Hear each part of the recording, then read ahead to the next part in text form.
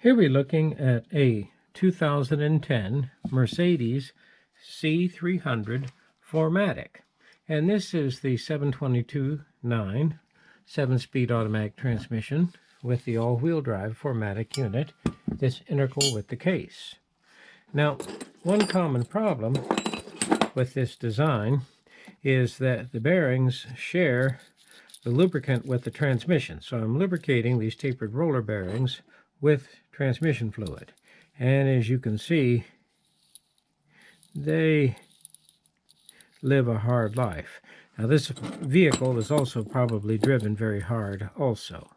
As you can see, some of the rollers have actually come out, deteriorated, and oftentimes what happens is the customer is going to hear a rather loud noise, especially as he drives under load.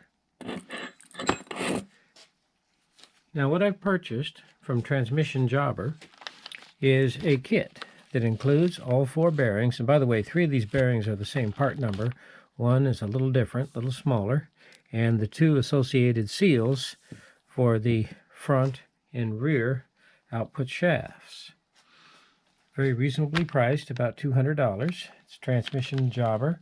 I accessed them through eBay. I purchased components from them before. They're very quick. They send it to you, priority mail, 2-day, and you get it very quickly. I've been very pleased with their products. So what we're going to do now is to go ahead and install the bearing races and the bearings onto the components for our 4Matic system. Now, one thing that's important, obviously I have these shims that go between the race of the bearing and the case, and you want to note their position. Don't get them mixed up. And we just simply painted them with a paint pen to keep track of them. And hopefully we'll be able to get this thing all together and back on the road. All right, what I've done here to ease the insulation of these bearings was I actually froze the bearings in the freezer, and I put this in the oven. So this is about 300 degrees, and the bearings hopefully are below freezing. And when I did that, they dropped in. Whoop, whoop. No pressing, no hammering, just whoop, whoop. That's it. Now it's a little hard for me to handle it, but I'll go ahead and take it downstairs and continue the operation. Now the races are not a hard press fit in the case, but here, by just simply using just a standard electric oven and just simply a residential freezer, I was able to very quickly and easily, without any damage whatsoever, install these bearing races. Okay, here, what I wish I had done is taken this whole transmission case and just put it in the oven. It would have fit. Could have heated it up to 200, maybe 300 degrees, and then you put the bearing races in the freezer, and whew, they slide right in. Well, I didn't do that.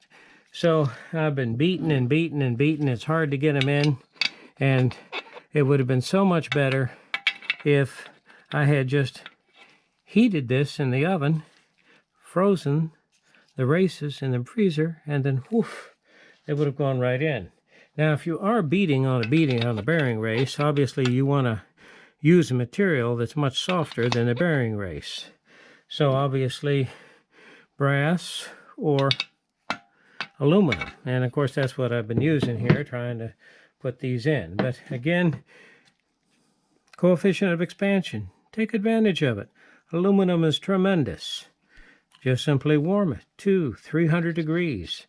I can handle it with the mitts without any trouble. And here, I shouldn't bother.